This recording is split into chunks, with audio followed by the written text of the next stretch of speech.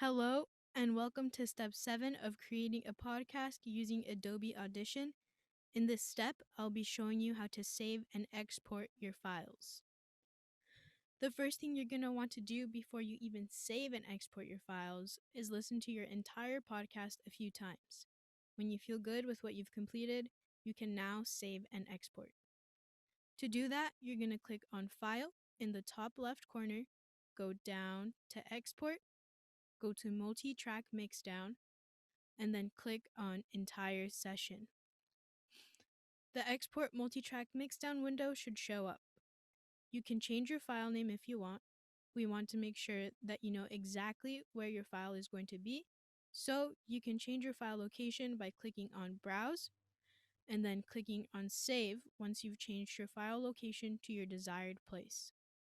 Now, we're going to check the file format. We want to save it in a WAV file format. This last step is very important. Your completed file should be WAV, not SESX. The multi-track session is made up of different files, and unless you send all of those individual files, you won't hear anything. That's the point of the mixdown, to create one complete file. Once that's all done, we're going to click OK.